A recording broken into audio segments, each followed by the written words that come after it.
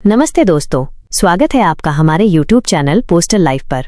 मेरा नाम अमृत है और हम यहाँ आपकी हर पोस्टल परीक्षा की तैयारी को आसान बनाते हैं। चाहे आप GDS से MTS, postman, mail guard, assistant, sorting assistant या फिर IPO और SPO के एग्जाम्स की तैयारी कर रहे हो, हम आपके साथ हैं हर कदम पर। आज की वीडियो का टॉपिक है GDS ऑल प्रमोशन एग्जाम्स के लिए मोस्ट इम्पोर्टेंट क्वेश्चंस। ये क्वेश्चंस एक स्पेशल PDF से लिए गए हैं जो आपके सिलेबस के हिसाब से परफेक्ट हैं। इस वीडियो में हम general knowledge, departmental GK, reasoning और मैथमेटिक्स के टॉप क्वेश्चंस कवर करेंगे और हर एक को डिटेल में एक्सप्लेन करेंगे। तो बिना टाइम वेस्ट किए चलिए शुरू करते हैं। और हाँ, अगर आपने अभी तक हमारा चैनल सब्सक्राइब नहीं किया तो अभी के अभी सब्सक्राइब बटन दबाइए, बेल आइकन प्रेस करिए और हमारे WhatsApp चैनल और Instagram पेज को फॉलो करना ना भूलिए। लिंक्स डिस्क्रिप्शन में हैं।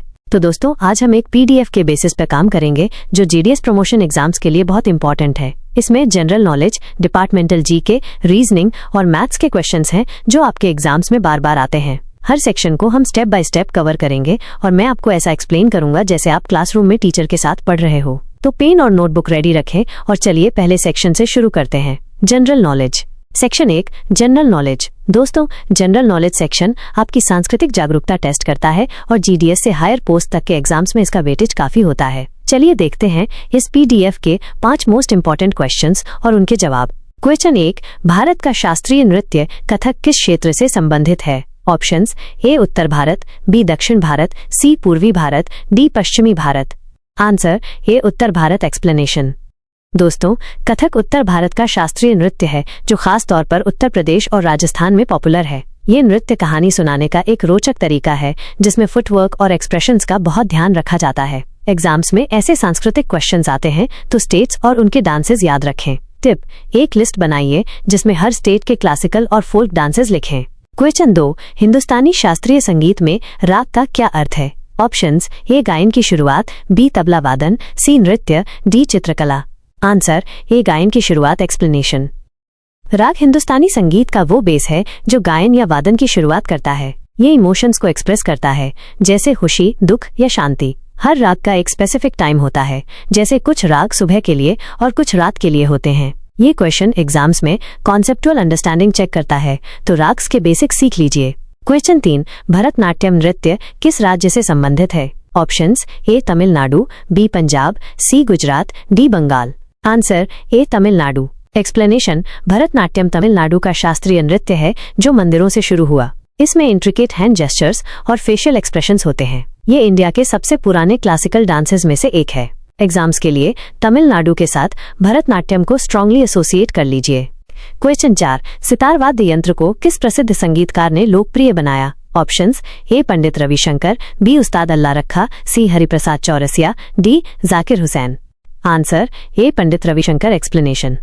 पंडित रविशंकर जी ने सितार को न सिर्फ इंडिया में बल्कि पूरी दुनिया में फेमस किया। उन्होंने वेस्टर्न आर्टिस्ट जैसे द बीटल्स के साथ भी कोलैबोरेट किया। ये एक हाई स्कोरिंग क्वेश्चन है क्योंकि फेमस पर्सनालिटीज के क्वेश्चंस अक्सर आते हैं। टिप: हर इंस्ट्रूमेंट के टॉप आर्टिस्ट्स याद कर लीजिए। क्वेश्चन 5, भारत का लोक नृत्य गरबा किस राज्य से है? Options: A Gujarat, B Rajasthan, C Maharashtra, D Madhya Pradesh. Answer: A Gujarat. Explanation. Garba Gujarat का एक वाइब्रेंट लोक नृत्य है जो नवरात्रि के दौरान किया जाता है। इसमें लोग सर्कल में डांस करते हैं और डांडिया स्टिक्स का भी यूज होता है। ये क्वेश्चन सिंपल है, लेकिन स्टेट्स और उनके फोल्क डांसेस की लिस्ट याद रखना जरूरी है। दोस्तों, जनरल नॉलेज के लिए एक चार्ट बनाओ जिसमें क्लासिकल डांसेस, फोल्क डांसेस और इंस्ट्रूमेंट्स के फेमस आर्टिस्ट्स लिखे हों। रोज 10 टेक्स्ट मिनट रिवाइज करो और आपके मार्क्स इंप्रूव होंगे। अब चलिए डिपार्टमेंटल GK पर। Section 2, departmental GK। Departmental GK postal exams का कोर है क्योंकि ये आपके नॉलेज को पोस्ट ऑफिस स्कीम्स और सर्विसेज के बारे में टेस्ट करता है। ये सेक्शन MTS, पोस्टमैन और IPO जैसे एग्जाम्स के लिए क्रिटिकल है। चलिए इसके 5 क्वेश्चंस देखते हैं। क्वेश्चन 1, सुकन्या समृद्धि योजना किसके लिए शुरू की गई है? ऑप्शंस: A बालिकाओं के लिए, B वरिष्ठ नागरिकों के लिए, C किसानों के लिए, D युवाओं के लिए। आंसर: A बालिकाओं के लिए। एक्सप्लेनेशन।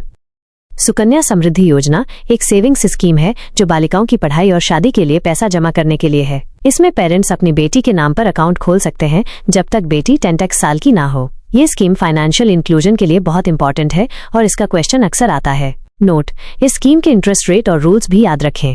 क्वेश्चन 2, डाक जीवन बीमा की शुरुआत कब हुई थी? Options A 1884, B 1900, C 1956, D 1971।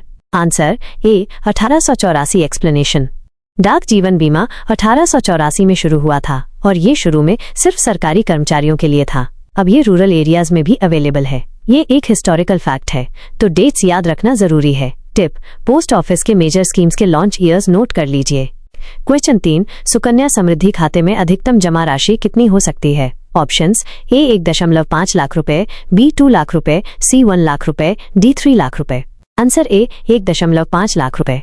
Explanation. Sukanya Samriddhi खाते में एक साल में मैक्सिमम 1.5 लाख रुपए जमा किए जा सकते हैं।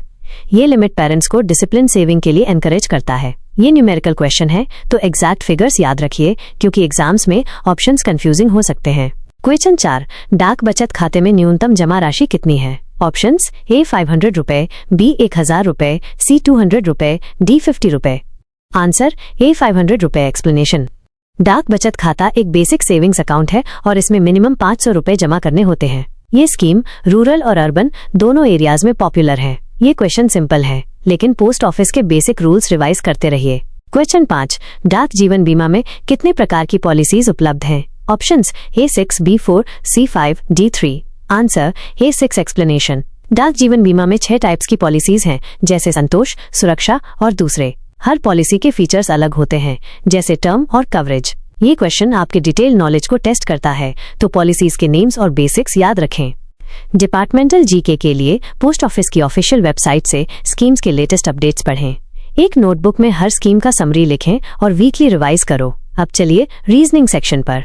Section 3, reasoning. रीजनिंग सेक्शन आपकी प्रॉब्लम सॉल्विंग स्किल्स को टेस्ट करता है, जो डिलीवरी रूट्स प्लान करने या डेटा मैनेज करने के लिए जरूरी है। चलिए इसके 5 क्वेश्चंस देखते हैं। क्वेश्चन 1, अगर कैट को DBU लिखा जाए तो DOG कैसे लिखा जाएगा? Options A EPH, B FQI, C DPH, D PH। Explanation. A EPH explanation.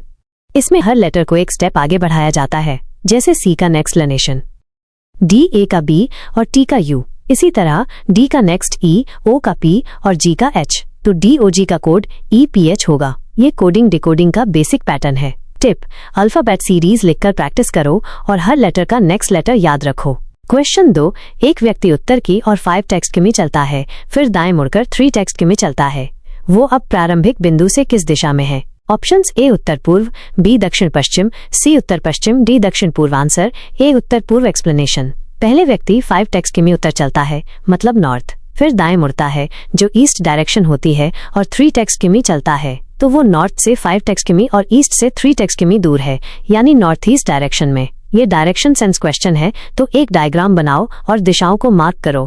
Question 3, अगर पेन को QFO लिखा जाए तो INK कैसे लिखा जाएगा? Options A JOL, B KPM, C JPL, D KOL। Answer A JOL। Explanation. यहाँ भी हर लेटर एक स्टेप आगे बढ़ाया जाता है। P का नेक्स्ट Q, E का F और N का O। इसी तरह I का नेक्स्ट J, N का O और K का L, तो INK का कोड JOL होगा। ये क्वेश्चन प्रैक्टिस के लिए परफेक्ट है, तो सिमिलर पैटर्न्स ट्राई करो। क्वेश्चन 4, एक व्यक्ति पश्चिम की और 4 टेक्स्ट की में चलता है, फिर बाएं मुड़कर 3 टेक्स्ट की में चलता है। वो प्रारंभ से कितनी दूरी पर है? ऑप्शंस ए 5 टेक्स्ट की में, बी 7 टेक्स्ट की में, सी 4 टेक्स्ट की में, डी 3 टेक्स्ट की में। आंसर ए 5 टेक्स्ट की में। एक्सप्लेनेशन। पहले व्यक्ति 4 टेक्स्ट की में वेस्ट चलता है, बाएं मुड़ने पर वो साउथ की तरफ 3 टेक्स्ट की में चलता है। अब हम पाइथागोरस थ्योरम यूज करेंगे। दूरी इक्वल्स एस QR_T4 वर्ग जोड़ 3 to the power of 2 equals S QR_T16 जोड़ 9 equals S QR_T25 equals 5 text की में। ये डिस्टेंस बेस्ड क्वेश्चन है, तो डायग्राम और फॉर्मूला दोनों यूज करो। क्वेश्चन 5, अगर बुके को CPPL लिखा जाए तो RAD कैसे लिखा जाएगा? ऑप्शंस ए SFBF, बी के मेम आने, हर लेटर को एक स्टेप आगे बढ़ाया जाता है। बी का C, O का P, O का P और K का L। इसी तरह R का S, E का F, A का B और D का F, तो READ का कोड SFBF होगा। ये क्वेश्चन थोड़ा ट्रिकी हो सकता है, तो ध्यान से पैटर्न समझो। रीजनिंग के लिए रोज 5-10 कोडिंग डिकोडिंग और डायरेक्शन सेंस क्वेश्चन सॉल्व करो। एक छोटा सा डायरेक्शन कंपास याद रखो और अल्फाबेट सीरीज प्रैक्टिस करो। Section 4, mathematics. मैथ सेक्शन आपके कैलकुलेशन स्किल्स को टेस्ट करता है, जो पैकेजेस के डायमेंशंस या डिलीवरी कॉस्ट्स के लिए यूजफुल है। चलिए इसके 5 क्वेश्चंस देखते हैं। क्वेश्चन 1, बज के 10 मिनट 20, 30, 40, 50 का एवरेज क्या है? Options A 30, B 25, C 35, D 40। Answer A 30। Explanation. Average निकालने के लिए सारे नंबर्स का सम करो और काउंट से डिवाइड करो। 10 + 20 + 30 + 40 + 50 = 150। अब 150 × 5 = 30। ये बेसिक एवरेज क्वेश्चन है, तो फास्ट कैलकुलेशन प्रैक्टिस करो। क्वेश्चन 2, एक आयत की लंबाई 8 टेक सेमी और चौड़ाई 6 टेक सेमी है। क्षेत्रफल क्या होगा? ऑप्शंस A 48 टेक सेमी वर्ग, B 40 टेक सेमी वर्ग, C 36 टेक सेमी वर्ग, D 54 टेक सेमी वर्ग। आंसर A 48 टेक सेमी वर्ग। एक्सप्लेनेशन। आयत का क्षेत्रफल इक्वल्स टेक्स्ट लंबाई टाइम्स टेक्स्ट चौड़ाई, तो 8 × 6 = 48 टेक सेमी वर्ग। ये सिंपल ज्योमेट्री क्वेश्चन है, तो फॉर्मूलाज याद रखो। क्वेश्चन 3, एक घन का किनारा 3 टेक सेमी है। इसका आयतन क्या होगा? Options A 27 text semi caret 3, B 18 text semi caret 3, C 36 text semi caret 3, D 9 text semi घन। आंसर A 27 टेक्स्ट सेमी घन। एक्सप्लेनेशन। घन का आयतन इक्वल्स टेक्स्ट किनारा घन, तो 3 × 3 × 3 = 27 टेक्स्ट सेमी घन। ये 3D ज्योमेट्री का क्वेश्चन है, तो क्यूब और क्यूबॉइड के फॉर्मूलाज रिवाइज करो। क्वेश्चन 4, 25, 35 का एवरेज क्या है? Options A 25, B 20, C 30, D 35। Answer A 25। Explanation. Some equals 15 + 25 + 35 = 75। Average equals 75 / 3 = 25। ये क्वेश्चन टाइम सेविंग है, लेकिन मेंटल मैथ्स इंप्रूव करो। क्वेश्चन 5, एक वर्ग का किनारा 5 टेक्स्ट मीटर है।